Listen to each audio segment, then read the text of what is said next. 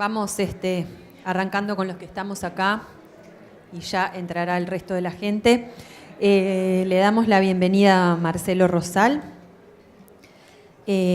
Marcelo es docente del Departamento de Antropología Social de la Universidad de la República, es integrante del Sistema Nacional de Investigadores y viene trabajando hace unos cuantos años con nosotros, con la Secretaría Nacional de Drogas, junto con el Observatorio Uruguayo de Drogas, en distintos estudios e investigaciones, en los cuales el observatorio ha estado trabajando más en la parte cuantitativa y Marcelo más en la parte cualitativa. Y supongo que, además de otras consideraciones y conceptos que manejas, será parte del trabajo que vas a presentar. Y bueno, ya hemos contado con la presencia de Marcelo en otras capacitaciones antes, por eso insistimos porque nos gusta tu trabajo, así que gracias. Bueno, muchas gracias por tu presentación. No sé si se escucha bien ahí, ¿sí? Sí. Bien. Yo me escucho la voz un poco rara, no sé. ¿Querés usar uno de estos? No, está bien, supongo, me acostumbraré.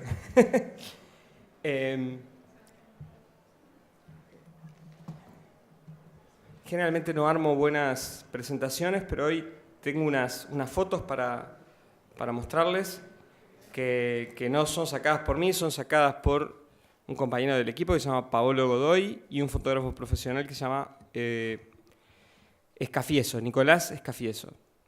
Creo que las fotos son interesantes para pensar, porque no solo pensamos a partir de los estímulos racionales, no solamente hacemos cuentas, reglas de tres, silogismos. Realmente cuando pensamos nuestros estímulos son múltiples y es interesante también tener la perspectiva del ojo de estos fotógrafos en relación con una determinada realidad. Estas instancias me parecen positivas porque significan un corte en el trabajo de ustedes, o más bien a pasar a una instancia del trabajo que en retroalimentación con el trabajo cotidiano, concreto, bueno, pueden confluir en una mejor práctica, en un intento de esa utopía que es la praxis, ¿no? Para mi gusto es una utopía, porque en general hay una tensión entre lo que vamos reflexionando y lo que vamos haciendo, pero finalmente siempre termina ganando lo que vamos haciendo y está bueno parar a reflexionar sobre lo que hacemos. En ese sentido, en la presentación, que tiene que ver sobre el mundo del trabajo y el uso de drogas, me toca hablar de las personas más estigmatizadas, tal vez de la sociedad uruguaya, que son los usuarios de pasta base de cocaína. Porque tienen el estigma, vamos a decir, de sujetos inmorales, que tienen prácticas ilegítimas, que hacen cosas que no están bien, sumado al estigma del padecimiento mental.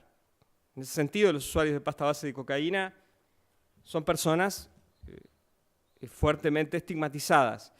Ellos vienen siendo desde los últimos, a esta altura, 10 años, buena parte de mis interlocutores del trabajo de campo etnográfico.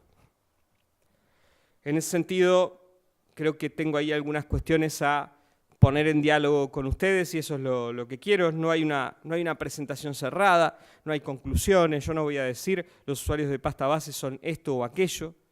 Simplemente lo que pretendo es que las voces de estos interlocutores, usuarios de pasta base, más la mía, más las reflexiones de ustedes y las voces que en ustedes hayan quedado resonando de este tipo de interlocutores, conformen un escenario que saque a estos sujetos del estigma, que los ponga en un lugar de la reflexión, en particular de la reflexión compartida.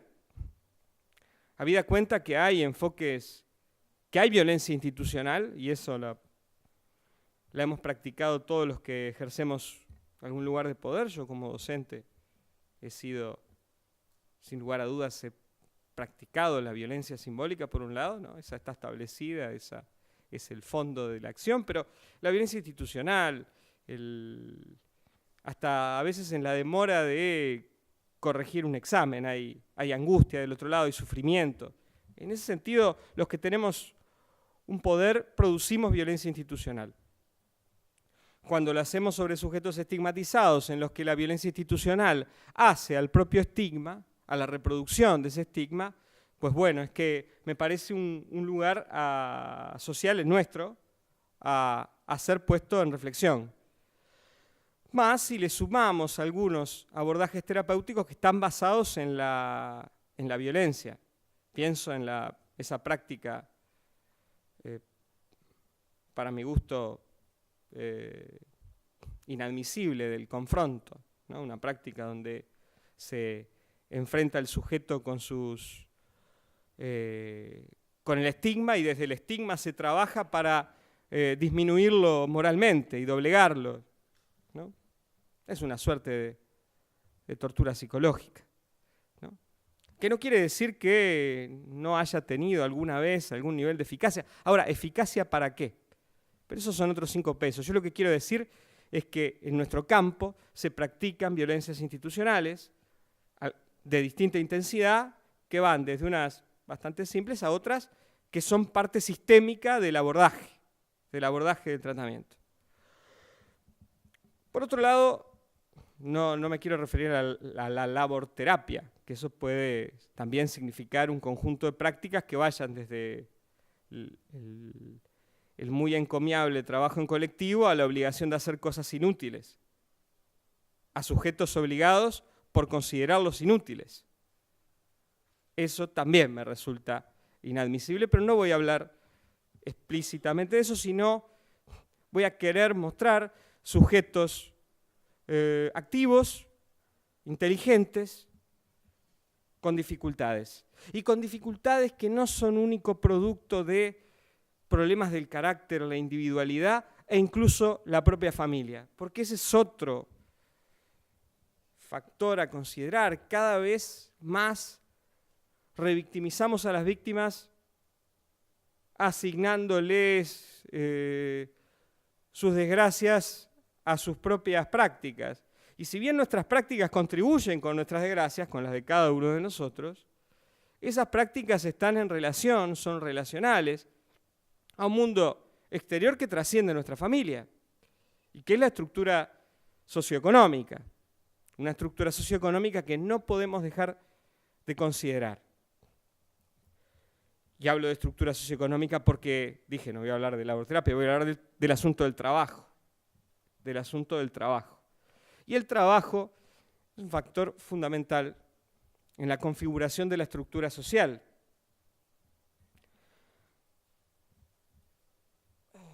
Bueno, esto no sé cómo va. Sí.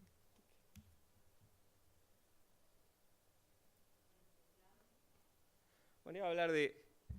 Antes de ir al trabajo y a la estructura social, quería comentar algunas cuestiones ético-metodológicas de la práctica de investigación que da como resultado estas reflexiones.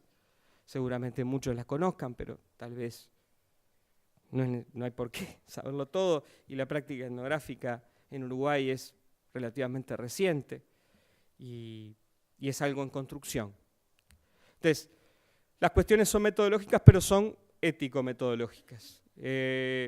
Podría simplificar diciendo que se trata de darle la voz a otros que no tienen voz. Bueno, pues eso es una simplificación que no me resulta de lo más razonable.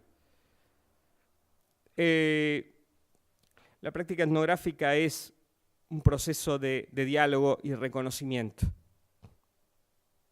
Yo no estoy en condiciones de retransmitir las voces de otros. Puedo sí, en conjunto con las mías y también con las de técnicos y también con las de otros investigadores que han investigado estas cosas y con un conjunto de actores que van conformando distintos discursos, aportar el mío, que quiere ser fiel con las voces de otros.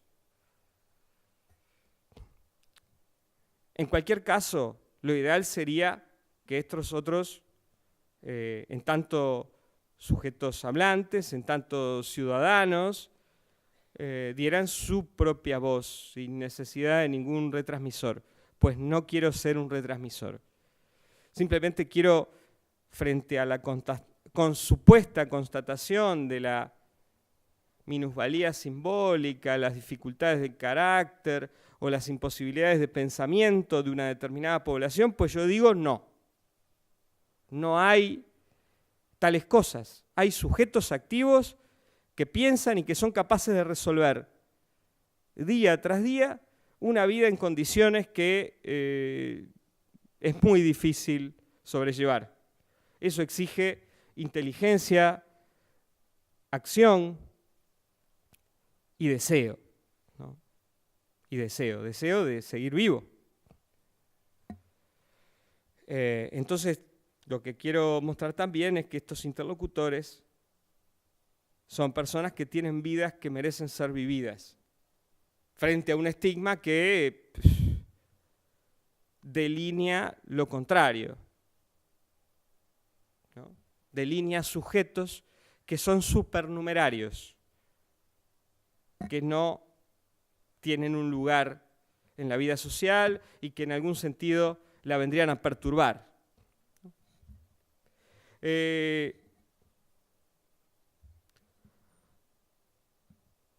a ir a la... No, esto no va.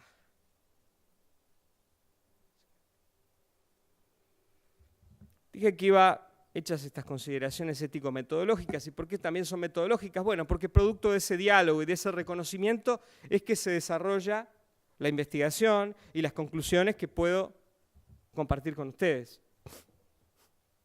El workfare en sustitución del welfare. Y esto viene a cuenta de las políticas que hacemos para incluir laboralmente a personas que habitualmente el mercado no las considera. Es interesante porque yo les confieso que cuando tomé contacto con los programas laborales o sociolaborales, me resultaban bastante cuestionables. Tenía esas lecturas sobre el workfare, ¿no? Y vamos a decir la sustitución del estado de bienestar donde se les dan determinadas prestaciones a los sujetos para que puedan tener una vida sostenible, al menos en lo mínimo, a las contraprestaciones. Y a mí me parecían bastante dudosas. Máxime cuando en algunos escenarios sociales había empresas córvidas, digamos, que aprovechaban de la mano de obra pagada por el Estado para que trabajen para ellos. Bueno, no es el caso para nada de Uruguay. En general, los instrumentos que utilizan el trabajo para las políticas sociales suelen estar dados en lugares de trabajo donde las personas aportan al colectivo. Y eso es una diferencia importante con otras vertientes del workfare. O sea, se trabaja, se da una contraprestación y se recibe algún salario, pero se lo hace en lugares de lo público, ¿no? Y ahí lo que tendría que decir es que, de acuerdo a lo que yo he visto en mis interlocutores, resulta una política interesante, positiva, que restablece muchas veces la estima de las personas, la estima de sí mismos a partir del aporte que sienten que le hacen a otros. Y en ese sentido recuerdo en algunos de mis interlocutores que estaban trabajando en el Piñero del Campo, que se sentían ellos mismos cuidadores y que se sentían ellos mismos, más allá de aprender un oficio, que estaban haciendo un trabajo que servía a la reconstrucción de lo colectivo. Porque, de nuevo, escindir lo colectivo del individual nos lleva por el camino de pensar lo individual e incluso la cuestión esta de la responsabilización de los individuos, alejados a lo colectivo, pero cuando uno empieza a ver a los sujetos trabajando en algunos espacios de aporte a lo colectivo, vemos que la autoestima del sujeto cambia, al punto de servir incluso de resguardo contra la violencia, por ejemplo, policial. Tengo muy vivo una escena del trabajo de campo en la cual una persona que vivía en la calle le decía al policía que lo quería sacar del lugar donde estaba durmiendo, diciendo, pero yo trabajo. Yo estoy acá porque tengo que cuidar mis pocas cosas y no puedo ir a un refugio porque me queda muy lejos de donde estoy. Pero yo trabajo a pocas cuadras de acá. Este muchacho estaba atravesando un proceso de aprendizaje, de algunas cuestiones de la construcción, en el Piñeiro del Campo. Y se sentía un sujeto socialmente útil, que es precisamente lo que el estigma nos saca. El estigma lo que nos dice, nos refuerza es que no somos socialmente útiles. A sujetos que, tras el estigma, lo que hay es la destrucción de un mundo. ¿Qué nos destruye el estigma? El mundo social que tenemos. En ese sentido, la política, aunque sea una política que exige a los sujetos prestaciones que deberían ser dadas, para mi gusto, en términos universales, a todos, porque la sociedad no debería admitir que haya personas que no tengan ninguna posibilidad de autonomía económica y que deban depender de distintas actividades, que además después nos quejamos que nos molestan, ¿no? Pero bueno, esa contraprestación era una contraprestación que no solo era una contraprestación, sino que era entendida por los sujetos como una prestación a sí mismos. Dándole al colectivo sentían que le estaba dando a ellos mismos. Y en ese sentido es algo que me resultó interesante y que me resultó frente a la etnografía tiene la posibilidad de que nosotros salgamos con unas determinadas ideas y que el contacto con nuestros interlocutores nos cambien esas ideas. Y fue no la lectura de documentos o las fundamentaciones, sino el contacto con mis interlocutores, que, ojo, en muchos casos no pudieron concluir estos procesos por la falta de otras cosas que habrá que pensar, pero mismo no habiendo concluido esos procesos tienen buen recuerdo de ese momento de estar aportando a lo colectivo. Entonces, en ese sentido, esta forma, vamos a decir, estatal de workfare no debería sustituir el welfare, no debería sustituir el estado de bienestar, no debería sustituir, bueno, las prestaciones que en el caso de estos sujetos en general no tienen, porque suelen ser varones mayores de edad. Entonces, no tienen otra prestación muchas veces que esto. Habría que pensar y de qué manera aportamos a esos procesos de autonomización, ¿no? El mundo del trabajo es el mundo de las manos. Había algunas teorías, ya no se les presta tanta atención, pero en la antropología, de algo así como que nos habríamos hecho con la mente y también con las manos, que nos habríamos hecho en una interacción entre el pensamiento y la acción transformadora del mundo. En ese sentido se hablaba del pulgar oponible y las posibilidades que eso le ha brindado en el proceso de hominización a nuestra especie. Pero claro, el mundo después de los 80, 90, en otras partes después de los años 70, es el mundo de la desindustrialización. Hacia los años 70, en Europa o en Estados Unidos empieza a verse la destrucción del mundo industrial. Y como contraparte de eso, la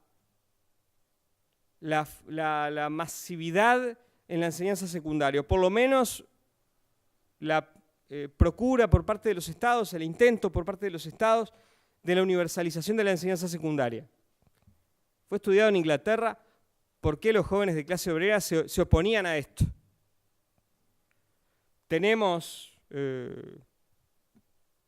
datos muy claros, muy estudiados, de qué pasa hacia los años 70 con estos jóvenes que ya el mercado y la industria no los recibe, y la enseñanza secundaria que les dice vengan, también los expulsa, en un proceso complejo de destrucción de un mundo. El mundo industrial, no quiero decir, esto no es nostalgioso, ni quiero decir que ese mundo industrial sea bueno, ni malo. Era un mundo que deja de existir. Y en esos procesos de desindustrialización hay otros procesos atrás, ¿no? En Inglaterra, después, ya fines de los 70, Margaret Thatcher, y tras la destrucción del mundo industrial, la destrucción de unas formas del estado de bienestar que se sostenían en base a ese mundo industrial, hacia los trabajadores, que con sus prestaciones, bueno, ahí hay un fuerte, vamos a decir, cimbronazo en las sociedades europeas, que en este caso ejemplifico con Inglaterra, está bien estudiada, hay un libro especialmente elocuente de Paul Willis, Aprendiendo a trabajar, aprendiendo a trabajar por aquellos que ya no iban a tener trabajo en la fábrica, ¿no? Y que en realidad acelera los procesos de muchas personas a ser jóvenes, pero fuera del mundo del trabajo, y también del mundo de la escuela, el mundo de la educación. Entonces,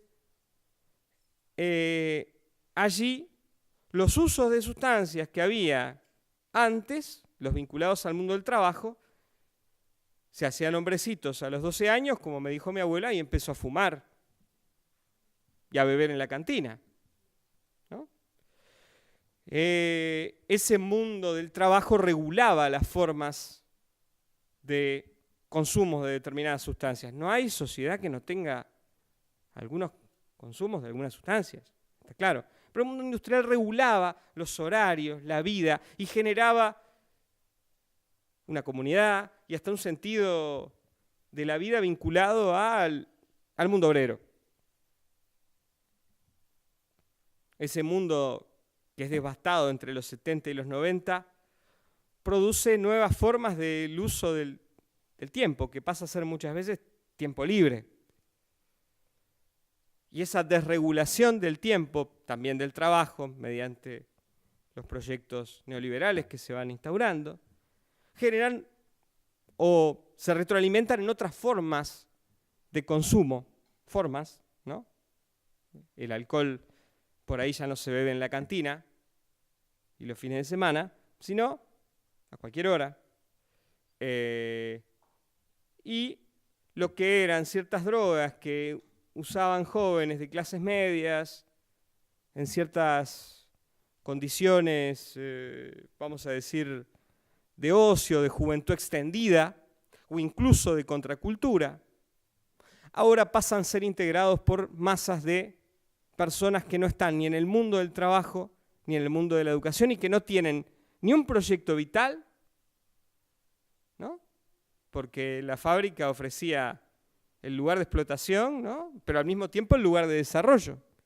E incluso hasta un mundo futuro imaginado por parte de aquellos que participaban de los movimientos sindicales, ¿no? En fin, este mundo de alguna manera es borrado, aparece una nueva situación de trabajadores precarios y otros que son supernumerarios, que no entran en ese mundo de la fábrica y que quedan afuera. Entonces, el uso experimental de heroína en personas que estaban en la creación artística, no quiere decir que no pudiera ser muy problemático, muy riesgoso, y tenemos sobrados casos de personas que murieron por sobredosis, ¿no? No los voy a nombrar, hay todo un Olimpo pop de personas que murieron por sobredosis. Pero ese era otro mundo. En los 50, los 70, las experiencias de los escritores, de los beatnik, las idas a Marrakech, las idas a encontrarse con Don Juan, la experimentación en el uso de sustancias. Hacia los años 70, con la desindustrialización, 70 y 80, aparecen los usos de drogas duros, destructivos, masivos. Un mundo que se destruye, ese mundo obrero, que además tenía sus comunidades obreras, sus discursos, el sentido de la vida, en alguna manera es sustituido por nuevos movimientos juveniles que, muchas veces lo gritan, "No future for you", lamento mi inglés, y eso que fueron 2 frases nomás. Pero no hay futuro para ti, el mundo del punk, ¿no? Parece una nueva juventud que muchas veces tiene otros horizontes vitales. No está la promesa de la educación, pero tampoco está la promesa de ser un adulto rápido y tener una familia y forjar un futuro tal vez en colectivo diferente, con una sociedad sin explotados ni explotadores. Y ustedes me dirán, ¿qué tiene que ver esto con Uruguay? Tiene mucho que ver. En Uruguay, de alguna manera, estos procesos se dan en los 90 hacia los 2000. Y en el 2002 hacen fuerte eclosión. Si ustedes miran, el uso de drogas en los 80 tenía mucho que ver con esos usos experimentales entre las clases medias, de fuerte capital cultural, mientras que la población más pobre de los centros de la ciudad, pienso en Montevideo y área metropolitana, eran expulsados. O sea que mientras teníamos una sociedad bastante integrada, donde los trabajadores, los que tenían vínculos más con el mercado, vamos a decir, ilegal e informal, y las clases medias vivíamos bastante juntos. Hasta los años 70, ahí en los años 70 empiezan las expulsiones de las comunidades afro, violentas en lo cultural y violentas en lo socioestructural, ¿no? Hacia las periferias. Y esa construcción de la periferia tiene que ver con un factor estructural muy fuerte, que es la construcción del mercado de la construcción. Y una industria que da mucho trabajo, sí, pero que también da trabajo que es precario. Trabajo por un tiempo. Creo que en Maldonado uno puede ver cabalmente lo que es la generación de espacios guetificados al lado de la construcción de un nuevo mundo obrero, pero que es precario. Y que, bueno, gracias a la tradición obrera del sindicato de la construcción ha generado muchos instrumentos de protección para que esos trabajadores sean menos precarios. Pero bueno, es lo que ha venido pasando en Uruguay, en un proceso bastante largo, que va desde los 70 con la expulsión del centro a la periferia de la ciudad, de fuertes contingentes de las poblaciones más pobres que vivían en el centro de la ciudad, el fin del RABE. Pocos sabrán hoy qué era el RABE, pero el RABE era un registro que protegía a los inquilinos y que fastidiaba muchísimo a los propietarios. Ganaron los propietarios. Perdió la ciudad. Pero no solo la ciudad. Porque es cierto que con el fin del RABE y con el impulso de la gentrificación, esto es procesos de gente con más dinero reciclando propiedades del centro y demás, se da trabajo a la construcción. Eso es cierto. Las casas aumentan el valor, es cierto. Pero son los efectos de la estructura en nuestras poblaciones más pobres. De todas formas, hasta la crisis del 2002, eso se sostenía.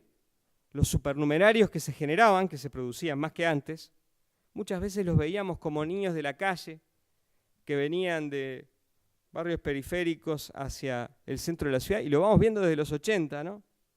Como niños que eran hijos de la expulsión de las comunidades, vamos a decir, de Ciudad Vieja, Barrio Sur, Palermo, a veces retornaban a vivir al Parque Rodó y se transformaban en grupitos de niños de la calle, y el uso de sustancias que tenían en ese entonces, vamos a decir finales de los años 80, comienzos de los años 90, era el cemento, que muchas veces era visto como una práctica muy autodestructiva y demás. Bueno, hay que decir que el cemento produce unas alucinaciones bastante interesantes e intensas, y que si bien es cierto que son muy destructivas, ofrecían algo a cambio, no era la mera destrucción irracional que muchas veces se plantea. Pero sí, estos retornos a los centros de la ciudad eran retornos conflictivos, eran retornos indeseados, por parte de sujetos que empezaban a ser vividos como indeseables. La sociedad amortiguadora, la sociedad hiperintegrada, ¿no? Estoy hablando del lado Rama o Real de Azúa, empezaba a dar muestras de exclusión, fractura y la aparición de sujetos supernumerarios. Creo que si recuerdan lo que decía la prensa y las fotos que mostraba la prensa en los años 90 de estos niños, delineaban el estigma que después se volverá más masivo. Pero ya lo delineaban entonces, no se usaba. Se usaba crack en esos momentos. Se fumaba cocaína, pero lo hacían grupos de personas muy en privado, muy alejados de la mirada colectiva. Entonces, ahí tenemos una mano que habla, ¿no? Que habla de las rosas que se abran. Es un muchacho que trabajaba como jardinero, pero después estuvo preso en las rosas. Del mercado informal, del trabajador precario que trabaja cuando hay trabajo, a el preso. De trabajar con rosas a vivir en las rosas, a tatuárselo en la mano. ¿No?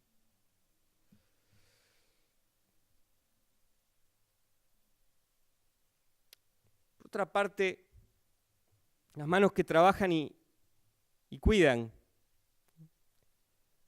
Estas manos de esta persona que trabajaba, Pedro conoce bien el caso. Esta foto es del punto de encuentro, es de la otra, de Nicolás Escafieso, esta es de Pablo Godoy. Es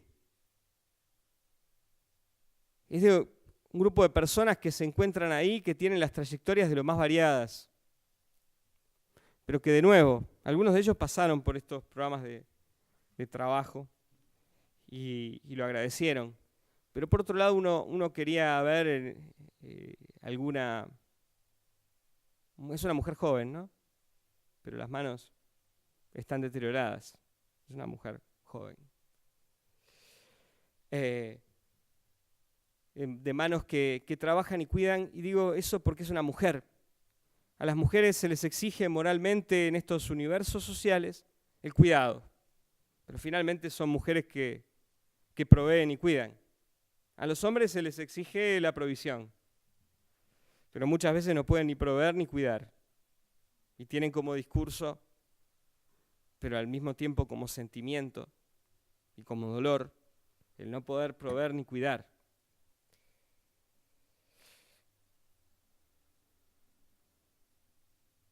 Y las manos que comparten, ¿no? Bueno, el mate creo que es una buena señal de lo que se comparte. Frente a formas de aproximación que confrontan y que parten del estigma, bueno, tal vez sea más interesante compartir y desconstruir el estigma. Porque finalmente, si uno mira los fracasos de esas terapéuticas que confrontan, que son fracasos que se pueden ver en las trayectorias de estos sujetos, ¿no? Hicieron todo lo que tenían que hacer, se sometieron hasta el hartazgo, soportaron aquello que no les soportarían a nadie, ni a su padre, y sin embargo volvieron a consumir y volvieron a estar en la calle y volvieron a vivir todo lo que habían vivido. Capaz que hay que cambiar de enfoque y empezar a pensar en que los sujetos, nuestra historia, no es meramente algo a destruir. Nuestra historia, que lo que nos constituye, es algo a desconstruir, que no es destruir, es a pensar con el otro, a compartir incluso nuestras historias con el otro, no a ponerme en un lugar de superioridad moral que en realidad nadie tiene.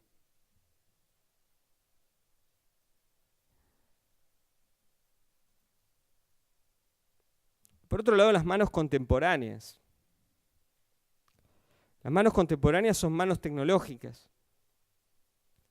Frente a programas de trabajo que enseñan jardinería y construcción, que finalmente, no estoy diciendo que sea lo que se hace hoy, pero es lo que se hacía hace algún tiempo,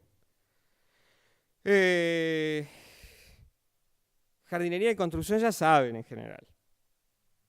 Alguna experiencia tienen. Y efectivamente podrá servir para hacer una changa, agarrar unos mangos, pero las manos contemporáneas son manos que se comunican, que usan celulares,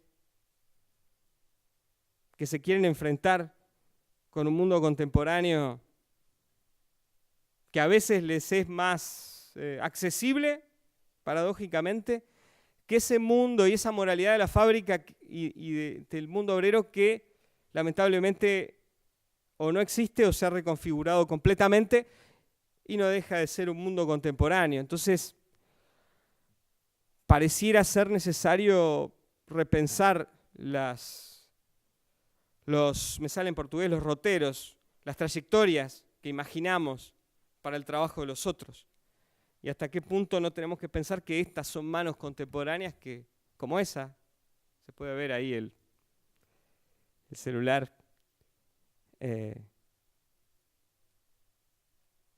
que es impresionante lo rápido que los sujetos aprendemos a cosas que nos exceden y que nos obligan y que nos llevan a ser parte de un mundo contemporáneo en el cual los ricos pueden andar sin celular, pero los pobres no. Recuerdo entre los discursos del estigma lo que se decía cuando surgió el plan de emergencia, o sea, se compran moto y celular con el dinero que todos pagamos. Sí, claro, si querés trabajar, precisás las dos cosas. Para trabajar de delivery, la moto es al pelo, y el celular, porque si no, ¿qué vas a poner en un currículum? Pero efectivamente, las manos contemporáneas deberíamos generar currículum, me sale esa palabra del mundo educativo, tal vez que sean diferentes a construcción y jardinería.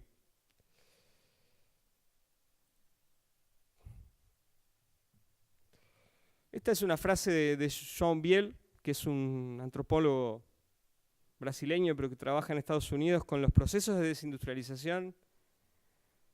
Ustedes deben tener presente que en Estados Unidos, en este momento, después de los 2000, hubo un nuevo pujo de la desindustrialización que marginó millones de personas que no solo permitieron el triunfo de Donald Trump, porque muchos de ellos tuvieron la creencia mágica de que esto es culpa de los inmigrantes o de China, sino también millares de usuarios de drogas, opioides en general, y que tienen miles de muertos por sobredosis. Y que todavía hay gente en el sistema, vamos a decir, de justicia norteamericano, la policía, que se están negando a utilizar las formas de reanimación porque prefieren que mueran. O sea, y dice João Biel, en los límites de la imaginación humana, el deseo continúa contra todos los pronósticos. En Uruguay son poquitos. Nuestra clase obrera también era muy pequeña, la norteamericana inmensa. Y ha habido una cierta reconversión laboral y hoy tenemos unos umbrales de desempleo que son históricamente bastante buenos. En ese sentido, como colectivo, me parece que deberíamos estar en condiciones de repensar cómo nos dirigimos terapéuticamente desde las políticas sociales y desde la consideración humana hacia los otros, me refiero a cómo comunicamos, lo que comunicamos sobre ellos y demás, formas de incluirlos, porque contra todos los pronósticos ese deseo continúa presente. Y eso, Pedro no me deja mentir, en un lugar con muchas dificultades se podía ver hasta qué punto se podían ver las distintas formas de expresión humana, expresión artística, expresión afectuosa, expresión violenta, que también hace al deseo. Y en contextos de cotidianidades que para cualquiera de nosotros resultarían insoportables. Algo dije sobre este punto, no sé cómo estoy de tiempo, sobre la moralidad del trabajo y la moralidad y la cuestión de la provisión. Entonces queda 10. Está, bien. Tenemos un punto que juega bastante a favor de buscar alternativas que integren el trabajo en el trato con los usuarios de pasta base de cocaína, que son los que yo más conozco, que son los que están en procesos de mayor estigmatización, pero también mayor deterioro. Y en este sentido, a partir de muchísimas conversaciones con ellos, lo que puedo decir es que tienen una moralidad del trabajo. El trabajo les resulta importante. Esto no quiere decir que después cuando haya un trabajo se pueda soportar. Pero el trabajo es algo que es bien considerado. Hay un sociólogo argentino, Gabriel Kessler, que es muy interesante, lo recomiendo, en Sociología del Delito Amateur. El libro habla de la moralidad de la provisión. Perdón, habla de la lógica de la provisión. La provisión a cualquier coste. Y como que eso saltearía la moralidad del trabajo. Como que se habría roto la moralidad del trabajo y que se buscaría la provisión por cualquier medio. Yo estoy parcialmente de acuerdo con esto, pues creo que la provisión, o sea, la necesidad de proveerse, ni que hablar de proveerse de la sustancia, cuando uno tiene una fuerte fisura, ¿no?, está antes, durante y después del trabajo. Precisamos provisión desde que nacemos, alguien nos provea. Cuando trabajamos, parte o todo, o el exceso hacia otros, de lo que nos proveemos, se relaciona al trabajo. Pero también está la provisión después del trabajo. Podemos haber tenido trabajo, tener una fuerte moralidad del trabajador, pero considerar que vamos a trabajar cuando hacemos una transacción vinculada al mercado de las drogas. E incluso eso puede tornarse un trabajo, ¿no? En ese sentido, hay más una continuidad entre la moralidad del trabajador y las necesidades de provisión. Pero también la moralidad de la provisión, porque para los varones, como ustedes saben, de la población privada de libertad, cercano al 90%, o a veces más del 90%, depende del momento, son varones en ese entorno, ¿no? Es porque la moralidad de la provisión los interpela fuertemente, más allá de que también se considere el trabajo como algo importante.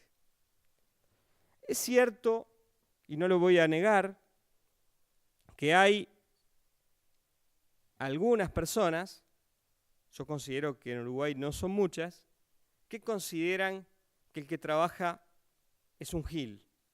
Ustedes conocen la jerga, el gil laburante. Pues bien, en diálogo con las personas, a ver, hay que decir algo. Generalmente hacemos de la necesidad virtud, ¿no? Y el hacer de la necesidad virtud también hace que muchas veces enarboleamos discursos que, después que empezamos a dialogar, se desvanecen, o se desfiguran, o se relativizan. Y eso es lo que suele ocurrir también en diálogo con estas personas. ¿Qué quiero decir? Que el trabajo tiene una consideración bastante positiva y que es parte de los discursos estigmatizantes descalificar a estas personas como posibles trabajadores. De hecho, en contextos de pobreza extrema, la provisión suele ser más femenina que masculina. Entre otras cosas porque muchos de los varones están presos y hay que proveerles a ellos, ¿no?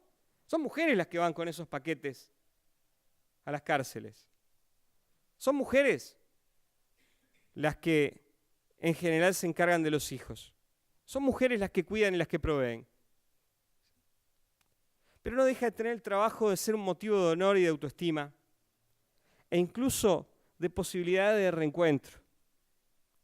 Muchísimas veces me encontré con hombres viviendo en la calle, algunos que eran casi niños, pero vieron que esto de la niñez, la adultez y la adolescencia es relativo, ¿no? Pero que me decían, yo no me puedo presentar hacia mi casa con las manos vacías.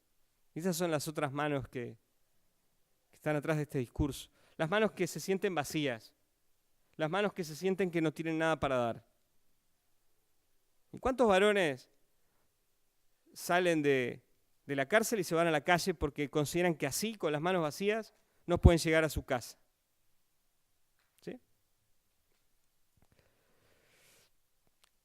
Es un objetivo tan distante muchas veces como ese afán, otro afán, a veces tan peligroso, tan conflictivo, productor tantas veces de violencia, que es el deseo de familia, el de mantener una familia, el de que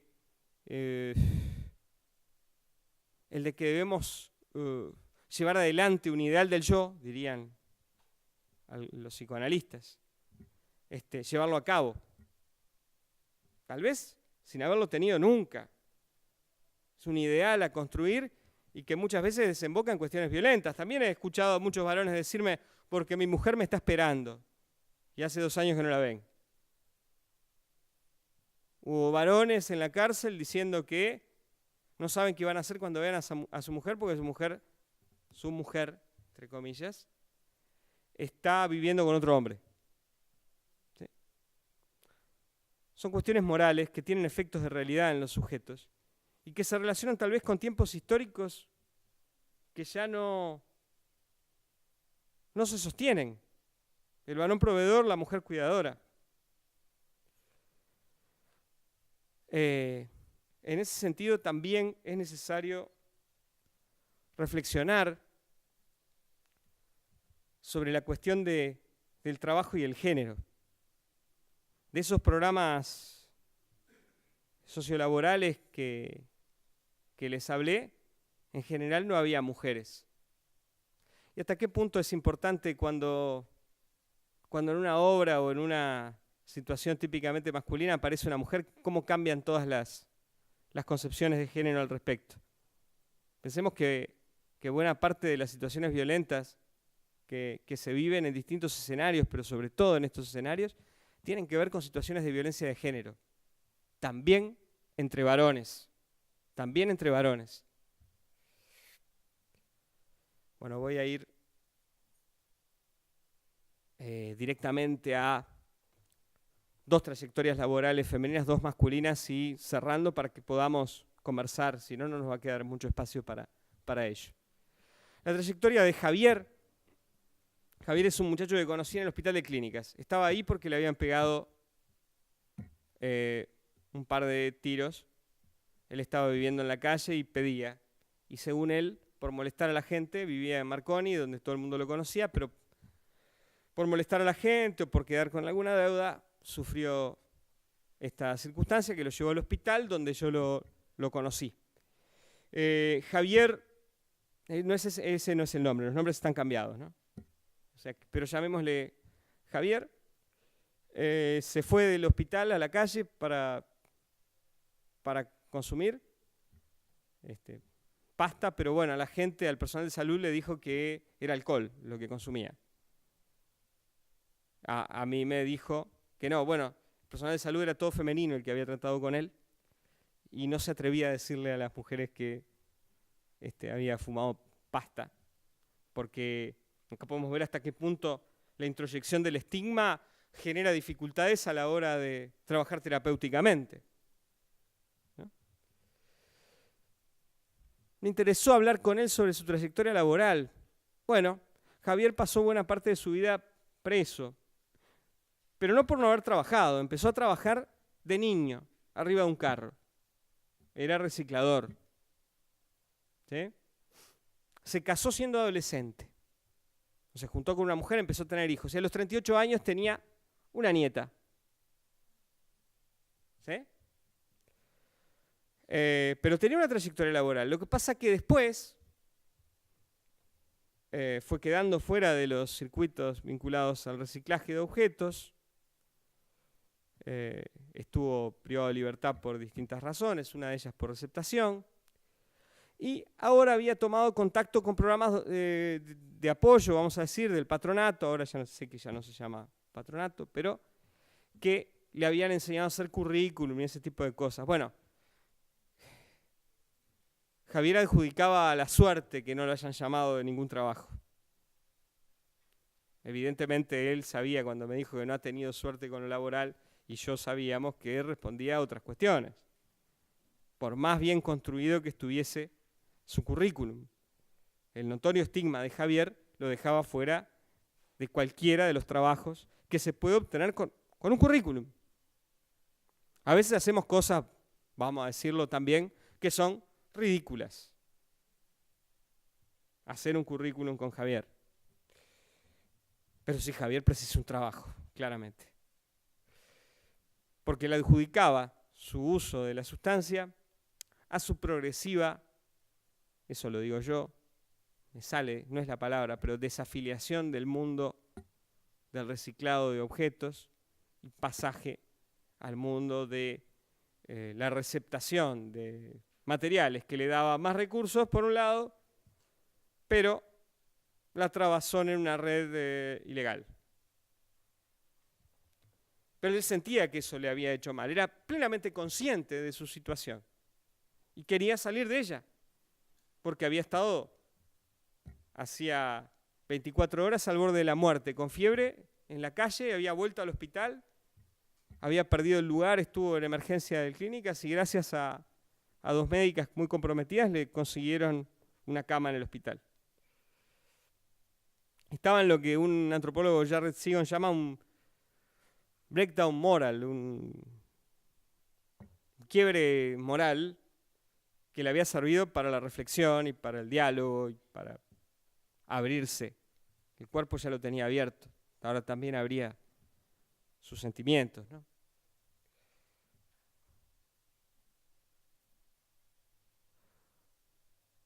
Gonzalo. Y de Gonzalo lo que me gusta es la definición que da de clase baja. Dice, tuvo un padre trabajador, el padre era alcohólico, pero trabajador, y una madre que fue una luchadora. Somos 9 hermanos, uno fallecido, somos 8. Uno fallecido se enredó con una sábana de bebé y se murió ahogado. Teníamos piso de tierra, una puerta que era una puerta de cartón porque le dabas una patada y la rompías. O sea, éramos clase baja. Muy elocuente. Pero al mismo tiempo, en su relato, muestra cómo él se crió en el mercado de drogas. Porque de esos 8 hermanos, algunos se dedicaron a mover cocaína antes de la pasta base e hicieron algún dinero que les permitió mejorar su casa, mejorar sus condiciones y no integrarse al mercado de trabajo como hasta los 18 años. Claro, también lo acercó a los consumos. Pero es necesario comprender también las condiciones de producción del mercado ilegal, que como dice un sociólogo argentino, Javier Ollero, hace mucho más opulenta a las comunidades más pobres, al mismo tiempo las desgarra, ¿no? Hay más opulencia en algunos barrios, gracias a ciertos intercambios. Intercambios que son productos de las legislaciones que los estados han impuesto con la ridícula guerra contra las drogas. Pero efectivamente eso da una oportunidad para ganarse la vida de esa manera y salir de esa situación, de la situación de Gonzalo.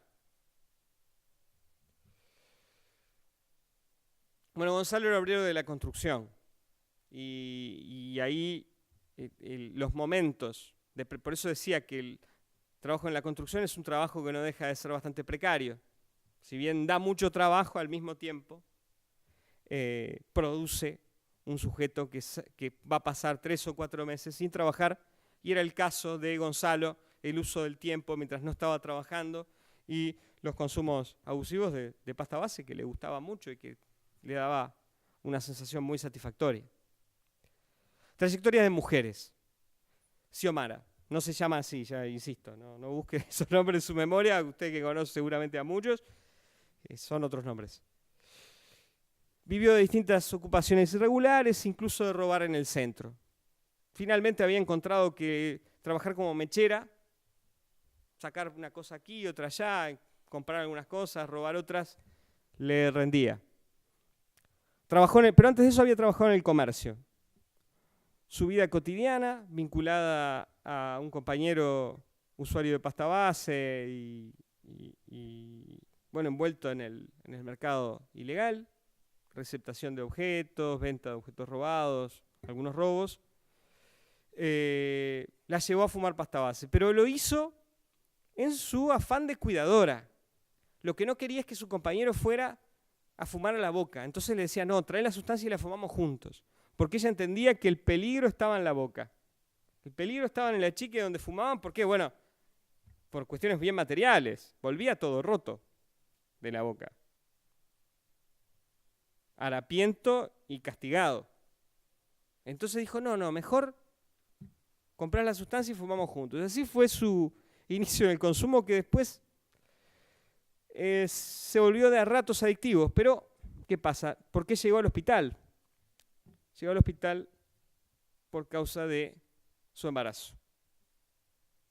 Entonces, ella cayó en el hospital de clínicas y no en el Pereira Rosell, en vínculo con algo que tiene que ver con nuestras políticas, que es la institucionalización de los hijos de las mujeres que usan pasta base. No sabía dónde estaba mayor riesgo, si en el, no me acuerdo del piso del hospital de clínicas, piso 11, donde está la maternidad, o si en el Pereira Rosell. Pero lo cierto es que hasta ahora habían institucionalizado sus dos hijos, más allá de que ella no tuviera un consumo abusivo de pasta base, sino más bien un consumo ocasional, sí, una vida muy precaria y muy dura. Finalmente, el caso de Sandra. Sandra es una señora de 40 años que estaba muy deteriorada. Yo cuando la vi pensé que tendría muchos más. Se embarazó estando en la escuela primaria. Les viene un caso de una familia, de estas familias que fueron instaladas en Cerro Norte, que sus padres no tenían un trabajo formal, que ella se crió, vamos a decir, sola desde los 12 años. Y se embarazó tempranamente, estando en la escuela. Ahí salió de la escuela y empezó con sus hijos a pedir con los niños abajo del brazo.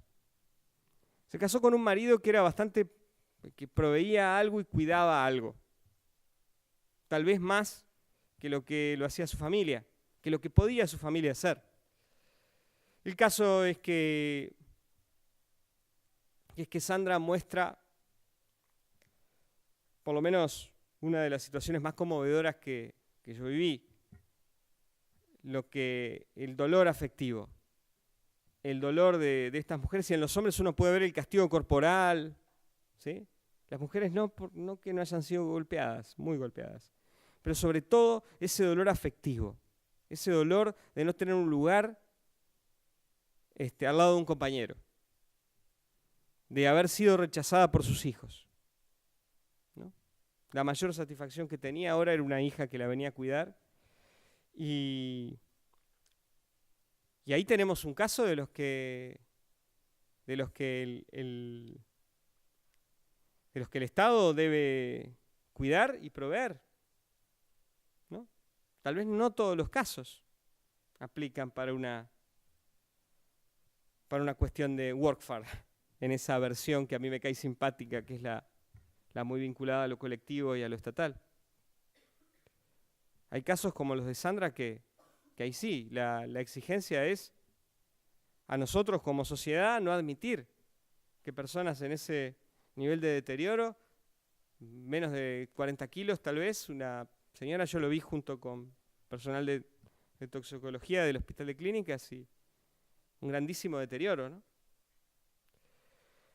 Pero tras ese deterioro hay sujetos. No sé qué dicen las imágenes cerebrales, pero hay pensamiento, hay riqueza emocional, hay una vida que desea vivirse. Bueno, la dejo por acá y me interesa el intercambio con ustedes. Gracias.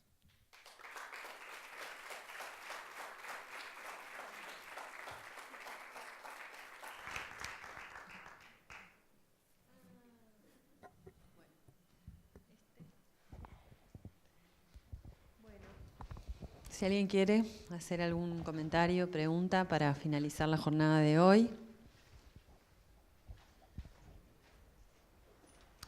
Gracias. Hola, en esto que tú decías, el último caso me dejó como resonando un debe que tenemos quienes trabajamos en esto, pensando desde una perspectiva de género, en relación a las mujeres que no acceden a un centro de salud porque son madres, porque tienen que cuidar a sus hijos. Y me parece que tenemos que como que empezar a pensar políticas en ese sentido, que amparen a las madres y a sus hijos, que así cuando como el sistema penitenciario permite que las madres estén con sus hijos, permitir que los sistemas de salud también puedan sostener a esas madres con esos hijos mientras hacen su tratamiento. Creo que sería como la única forma de poder trabajar en ese sentido. Sí, muy razonable lo que plantea el compañero, muy razonable, pero pensemos que ahí tenemos un problema importante, que es que las madres sienten que si admiten el consumo, o admiten el uso, o quieren rehabilitarse por algo, a ver, ¿por qué lo hacen cuando están obligadas? Porque cuando no están obligadas es, en un sentido, ponerse en riesgo, poner en riesgo el cuidado de sus hijos, poner en riesgo la posibilidad de que se lo saquen. Entonces, el Estado ahí da un double bind. Por un lado le decimos que... Entonces, tenemos mujeres con hijos cuando hay una obligación o judicial o cuando hay una esperanza de... Si no, lo que hay es hundirlas en el pozo.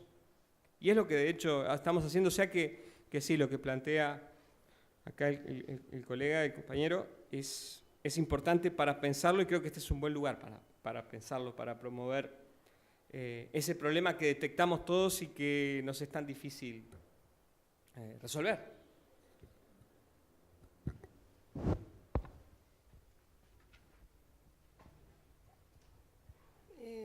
Marcelo, decirte que como yo soy bastante entrada en edad, cuando hablaste del RAVE era el registro aspirante de viviendas del Estado, que en ese momento la política social hacía que la persona que se anotaba, porque hay mucha gente joven, que la persona que se anotaba en ese registro no podía ser desalojada hasta que no se le asignara vivienda.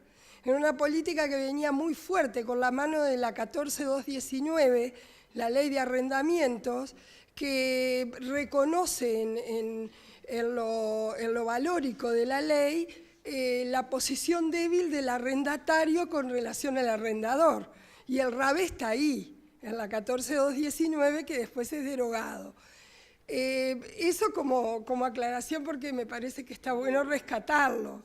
Y después contarte que también en esta vejez que me ampara, tuve la oportunidad de formarme como asistente social en un momento en donde se estaban dando las viviendas de la esposa de Bordaberry.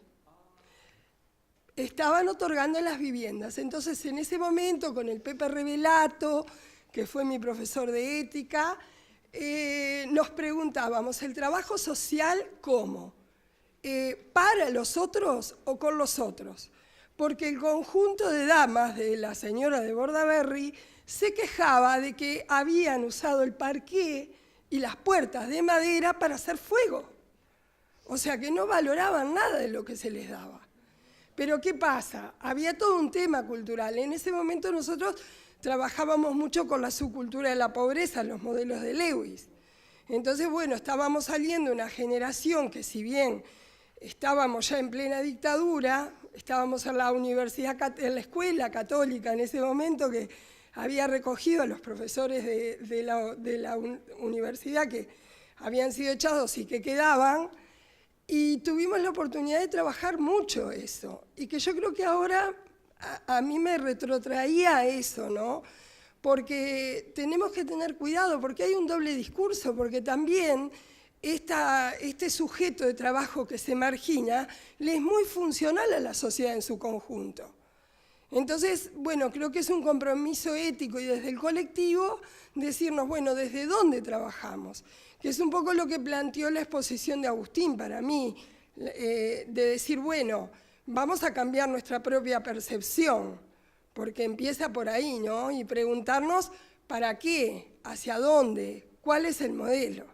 Y bueno, por sobre todo agradecerte. Sí, muy pertinente la precisión sobre el RAVE, porque, claro, no era central de mi presentación, pero sí era central, porque tiene que ver con los cambios en las políticas del Estado y la lenta pérdida de derechos que supone bueno, las políticas mercadocéntricas. Las políticas mercadocéntricas llevan, bueno, hay que crear un mercado de la construcción y una industria fuerte de la construcción. Efectivamente, eso generó un montón de trabajadores precarios. Trabajadores precarios que van a vivir en los lugares precarios. Me sale lo que decía, otros se acordarán tal vez de Arturito. ¿Los Diablos Verdes era? Sí, los Diablos Verdes. ¿No? Que los que hacen las casas viven en ranchos de lata. No, pero es muy elocuente eso. No sé, o sea que es muy pertinente tu apreciación sobre la ética del trabajo. Sí, yo creo que sí, que es fundamental y es sí, muy adecuado lo que planteás. Hay que,